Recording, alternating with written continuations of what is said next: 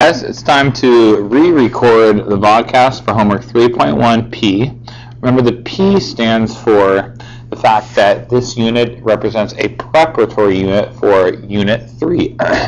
So we're going to go through this. We're going to do problem 7. We're going to do 8, or A, B, and C. I wanted to let you know that for B, this is something I haven't taught you yet. And again, the answer to A is a little bit of a unique answer that we haven't seen before as well. So let's go ahead and do this. It says, account for each of the following observations in terms of atomic theory and or quantum theory. So when it says and or, let's pick the one that we've heard of before, atomic theory. And really all this means is to explain the way that Musallam has taught you how to do it. So just explain based on what you learned in class. Don't let these words get to you too much. So for A, it says atomic size decreases from NaCl from Na to Cl in the periodic table. Okay, so we know that that's true because we know that atomic size increases when you go from bottom to top and when you go from right to left. So there is your trend line. This is for atomic radius, which is basically the same thing as size. Okay, so we know that that is a true statement. They're asking to account for it. Accounting for it means explaining it. So why does atomic size decrease when you're going from Na, which is over here, to Cl? Okay, so the first thing to really think about is what information do we already have? Well, this is what we know for sure. We know that Cl has a greater ionization energy and electronegativity. Okay. This means that Cl's nucleus pulls on its electrons harder. Thus, Cl is smaller than Na. So when you look at Cl, okay, so here's Na, and there's Cl. And the reason that is again, Cl's nucleus is pulling on its electrons harder than the nucleus of Na is pulling on its electrons. But the big question still is why? We still don't understand why that is happening.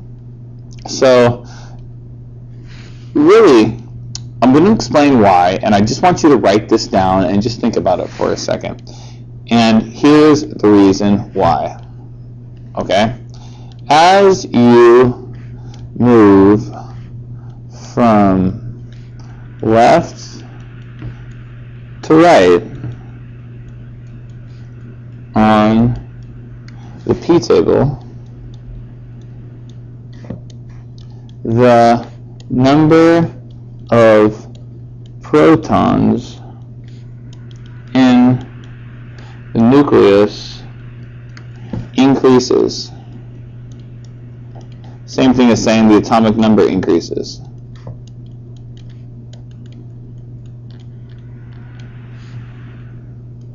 Okay, so the atomic number is increasing. So if the atomic number increases, okay, if the number of protons increases, the pull from the nucleus also increases, and the atom is smaller / has a greater ionization energy or electronegativity. Often I'm going to abbreviate ionization energy as IE. So let's walk through this problem again. Okay, so the first thing we identified is, yes, that is true. As we go from Na to Cl, the atomic size is decreasing because big atoms are down here and small atoms are up here.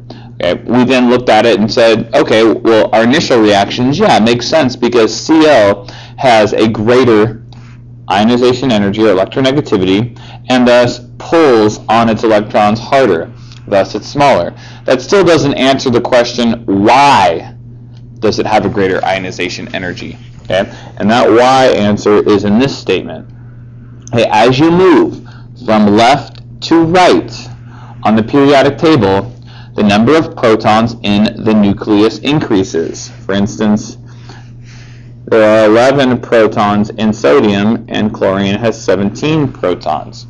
Okay? If the number of protons increases, and the protons are in the nucleus, and they're the things that are pulling on the electrons, the pull from the nucleus increases. And if the pull from the nucleus increases, the atom must be smaller and thus have a greater ionization energy and electronegativity. So that is A. Let's go over B. Okay. B says boron commonly forms molecules of the type BX3. These molecules have a trigonal planar structure. So let's just go through this.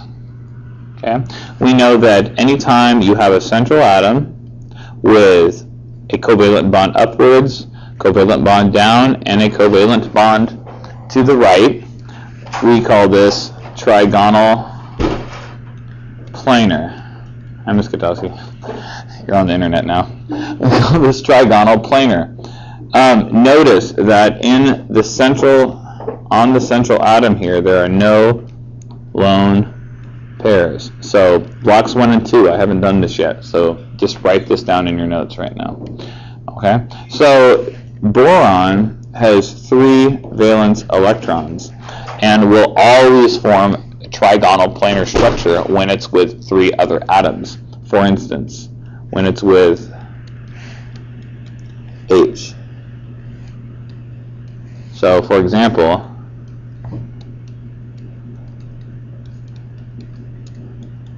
that's what this will form. So, the real answer is boron has 3 lonely dots or valence electrons, and thus will be trigonal planar, okay, per what we saw up here, okay, when with 3 other atoms. All right, let's do C.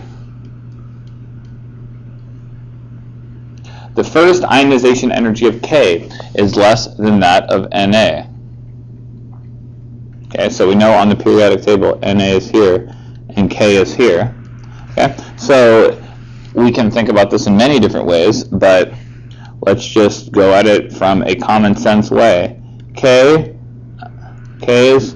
valence electrons are further from the nucleus and thus are more shielded. Okay, and that's the best way to think about it. K's valence electrons are further from the nucleus. Sodiums are in the 3rd energy level, potassiums are in the 4th energy level. So if they're further from the nucleus, they are more shielded from the nucleus. If they're more shielded from the nucleus, it's going to be a larger atom, and it's thus going to have a smaller ionization energy. We've seen this concept when we talk about why O2- is bigger than O20. These ones are more shielded from the nucleus. They're also going to be easier to remove. We've also talked about why calcium is greater than calcium 2+. These are more shielded from the nucleus because there are more electrons.